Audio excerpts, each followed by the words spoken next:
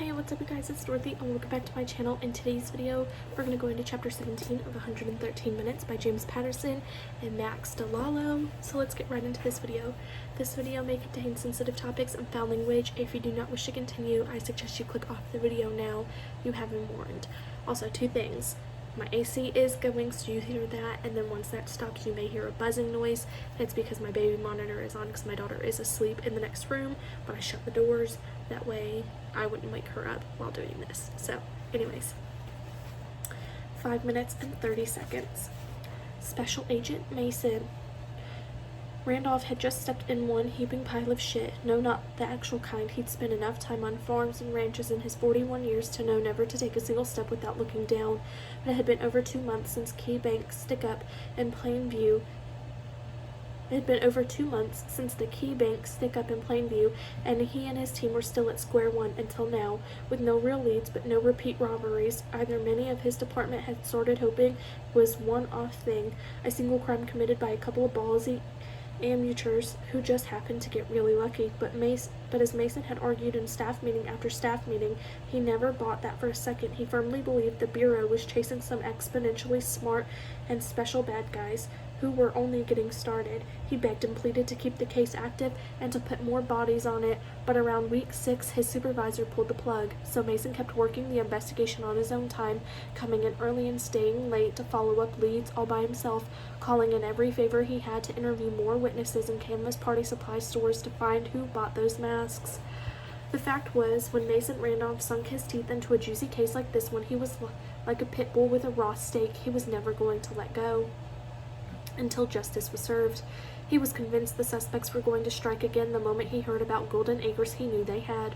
With a sense of deja vu, the Gulfstream plane ride to the nearest airstrip, Mason explained to his team his rationale for linking the two cases. Similar MO, similar 5-person squad, similar language. Hands up and keep 'em high, said with a similar West Texas twang. The bank and the horse ranch were hundreds of miles apart, but with a new crime scene and new witnesses, there was hope the case might finally take a real step forward. They just might catch these guys and recover the $1.2 million they had literally been wheeled away. Mason, his colleagues, and the entire Bureau let this sons of bitches slip away once already. He was not going to let this happen again, no matter what it took. Good to see you again, Mr. Reeves, Mason says, flashing a cheeky smile as he approaches the ranch's crusty cigarello chomping security head. Feels like it was just last week. Billy is being fingerprinted by the FBI tech at a mobile crime scene lab in order to exclude his prints from the investigation. He growls, angry and humiliated. In fact, Mason had seen him just last week near this very spot too. The agent had been in Amarillo on an unrelated homicide when a colleague in narcotics passed along a tip. Rumor was that Golden Acres' annual private horse auction was going to be a hit. Hard. Mason disliked crime of any sort, especially the preventable kind, so he made the 70-minute drive to the ranch personally, off duty for a little sit-down with Billy. But the grizzled, arrogant bastard couldn't care less. Billy assured the agent that his team was the best in the business, and besides, even if somebody did try to pull on something during the auction, most of the crowd would probably be packing more firepower than they were. A lot of good that did. What do you want, Agent Randolph? Billy snarls. I already gave my statement 3 times. I screwed up, all right? You happy? How much I gotta say it? Y'all get off on hearing me talk shit about myself, is that it? Actually, sir, Mason says calmingly, I came to offer you an apology. Billy frowns, cocks his head. Definitely not what he expected to hear.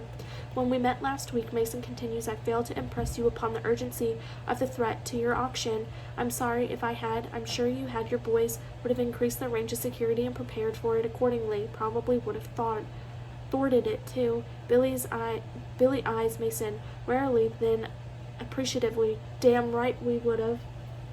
Thank you, Agent. You're a good man, and you're a stupid one to believe me, Mason thinks. Billy didn't listen to a damn word he'd said, practically laughed in his face. If anything, this two-bit gun-toting cowboy owes him an apology, but Mason keeps those thoughts to himself.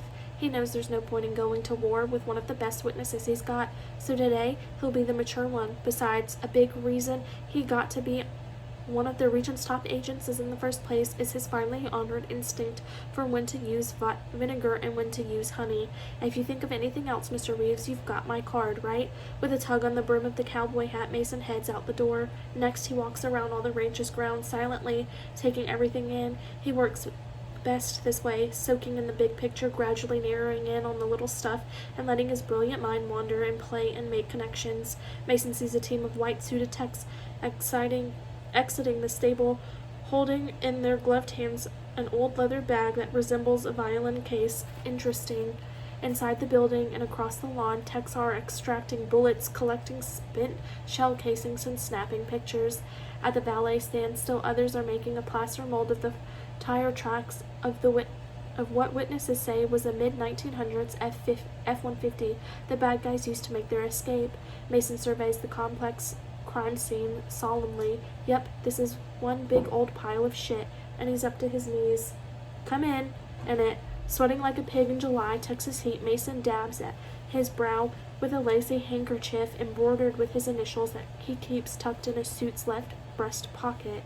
It's old and ratty, worn thin from years of use and washing. Mason knows it's not the most attractive or manly accessory. He should probably spring for a new one, but the handkerchief was a gift long ago from someone very dear to him, and in his line of work, hell, in his entire life, he doesn't have all that many people who fit that description, so it's not going anywhere. Suddenly, Mason's cell phone rings, interrupting the quiet. He answers, he listens.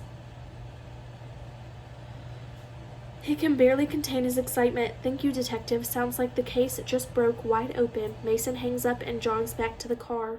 He just might catch these bastards after all. That is the end of this chapter. I will see you guys in the next video. Bye.